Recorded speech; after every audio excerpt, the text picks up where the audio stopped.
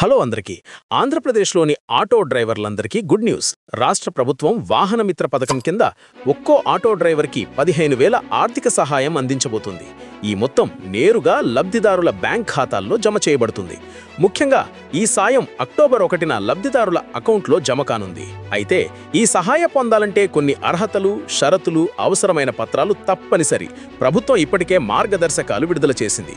Application process చూసినట్టయితే అర్హులైన auto డ్రైవర్లు ఈ నెల 17 నుంచి 19వ తేదీలోపు తమ గ్రామ లేదా వార్డు సచివాలయాల్లో దరఖాస్తు చేసుకోవాలి. ఇప్పటికే దరఖాస్తు ఫారాలు అందుబాటులో ఉన్నాయి. అప్లికేషన్లో పొందుపరచాల్సిన వివరాలు: దరఖాస్తుదారుని పేరు, తండ్రి పేరు, ఆధార్ నెంబరు, మొబైల్ నెంబరు, కులం, ఉపకులం, కుల ధృవీకరణ పత్రం నెంబరు, బ్యాంక్ అకౌంట్ వివరాలు, account number, IFSC code, branch name, ఆదాయ ధృవీకరణ పత్రం, చిరునామా, వాహన వివరాలు అంటే ఆటో, టాక్సీ లేదా maxi cab registration number, fitness certificate, driving licence number, జారీ చేసిన తేదీ, కార్యాలయం. అంతేకాకుండా దరఖాస్తులో అన్ని వివరాలు నిజమని ప్రకటిస్తూ ఒక డిక్లరేషన్ ఇవ్వాలి.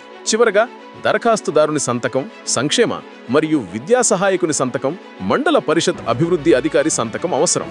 ఇక అప్లికేషన్లు 17 నుంచి 19వ తేదీ వరకు స్వీకరిస్తారు.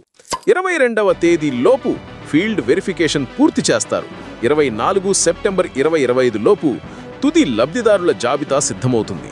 అక్టోబర్ 1న డబ్బులు ఖాతాల్లో జమ అవుతాయి. ఇక అర్హతలు చూసినట్టయితే దరఖాస్తుదారుని వద్ద ఏపీలో జారీ చేసిన చెల్లుబాటు అయ్యే డ్రైవింగ్ లైసెన్స్ ఉండాలి. లైసెన్స్ ఆటో రిక్షా లేదా లైట్ మోటార్ వాహనం నడపడానికి ఉండాలి. వాహనం కూడా ఏపీలోనే రిజిస్టర్ అయి ఉండాలి. టాక్సీలు, మ్యాక్సీ క్యాబ్లకు రిజిస్ట్రేషన్ సర్టిఫికేట్, ఫిట్నెస్ సర్టిఫికేట్ తప్పనిసరి.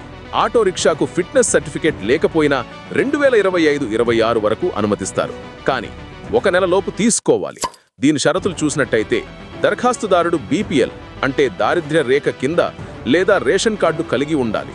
దరఖాస్తుదారుడు లేదా కుటుంబ సభ్యులు ప్రభుత్వ ఉద్యోగి లేదా పెన్షనర్ అయితే అర్హులు కారు. కానీ పారిశుద్ధ్య కార్మికుల కుటుంబాలకు మాత్రం మినహాయింపు ఉంది. కుటుంబం నెలసరి విద్యుత్ వినియోగం 300 యూనిట్ల లోపు ఉండాలి. వాహనానికి పెండింగ్ బకాయిలు లేదా ట్రాఫిక్ చలాన్లు ఉండకూడదు.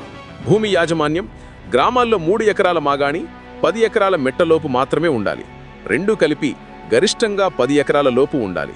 పట్టణాల్లో 1000 చదరపు అడుగుల కంటే ఎక్కువ ఇల్లు లేదా కమర్షియల్ బిల్డింగ్ ఉండకూడదు. మొత్తం మీద ఈ పథకం ద్వారా ఆటో డ్రైవర్ల కుటుంబాలకు పెద్ద స్థాయిలో ఆర్థిక భరోసా లభించనుంది. రాష్ట్ర వ్యాప్తంగా వేలాది ఆటో, టాక్సీ, మ్యాక్సీ క్యాబ్ డ్రైవర్లు ఈ సహాయం పొందబోతున్నారు. మొత్తానికి ఇది అప్డేట్. ఈ అప్డేట్ నచ్చినట్టయితే వీడియోకి లైక్ చేసి ఛానల్ని సబ్స్క్రైబ్ చేయండి. ధన్యవాదాలు.